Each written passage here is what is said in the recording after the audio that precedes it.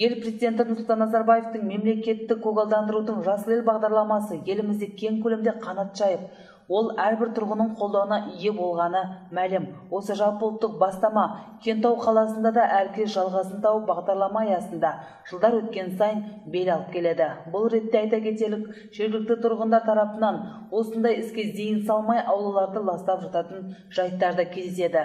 Енді мұндай бейғамдыққа жол жоқ, себебі бұл тәртіпсізге заң енгізілді. Осы тәртіпті бұзған жағдайда 19.820 теңге айыппұл салынатын болады.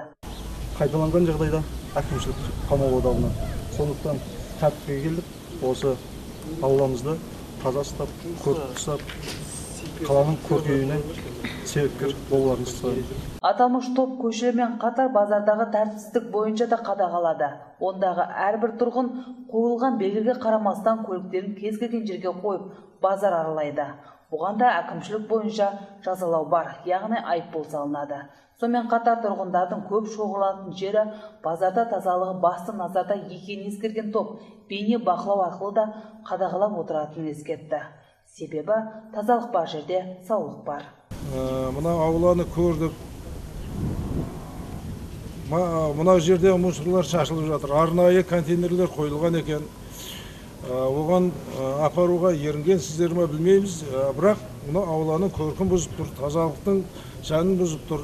Халқымызда айтады, тән саудың дені сау, дені саудың елі сау дейді. Еліміз аман есен сау болу үшін, жұқпалы аурудан аман есен болу үшін біз әр уақытта үйде шыққан осындай қалдықтарды арнайы орынға тастап тұрғанымыз жөн болады.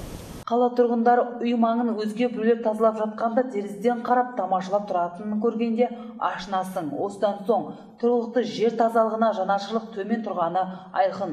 Үйден шыққан қоқысты контейнерге апарарда арнайы пакеттерге салып, аузын бекітіп апару көптеген тұрғындардың әдетіне де айналмаған. Сөйтіп контейнерге қоқыс шелегімен аудара салған қалдықтар жермен көтеріліп, ауыл ішін ластап жататын жайы бар. Бүгінде халықтың тұрмыстық қажеттілігін қамтитын бар керекті дүкендерден табуға мүмкіндік мол. Бұл заманауи тірлігімізге сән беріп, мәдениетіміздің қалыптасуына бағыт береді. Жанна Әлімбаева, Ержан Бейбітов, арнайы апталық шолу үшін.